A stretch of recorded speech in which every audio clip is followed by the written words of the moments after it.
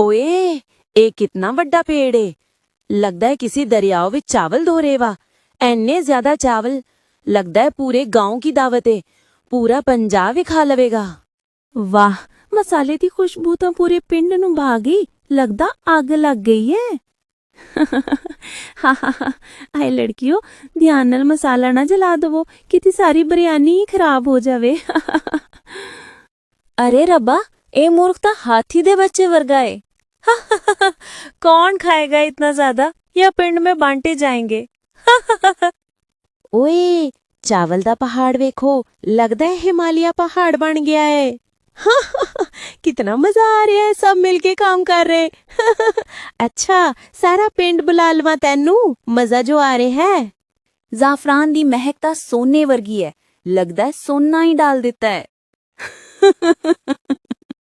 लड़कियों चेक करो, कहीं सच में सोना तो नहीं। और इसकी खुशबू से कहीं सारा पिंड ना आ जाए। जल्दी करो। दम दे के तो मजा ही आ गया। लगदा कोई जादू हो रहा है। सच्ची, किसने किता है जादू। हाय, कितनी खुशबू है। लगदा है जन्नत खुल गई है। सच्ची, इतनी मजे की मैं किसी को नहीं दूंगी बिरयानी। ऐते इतनी ज्यादा सारा पिंड खा लवेगा। ओए, कितना मिक्स करें, लगदा है वर्जिश हो रही है। अच्छा है, वर्जिश करो, बहुत मोटी हो गई हो। प्लेट सजाऊं क्योंकि लगदा फूल बनाना है। इतनी भूख लगी है और सब्र नहीं होता। जल्दी करो लड़कियों।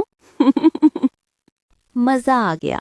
लगदा है जन्नत विच पहुंच गया। वीडियो पसंद आई तो लाइक करो, चैनल के सब्सक्राइब करो और कमेंट में जरूर बताना।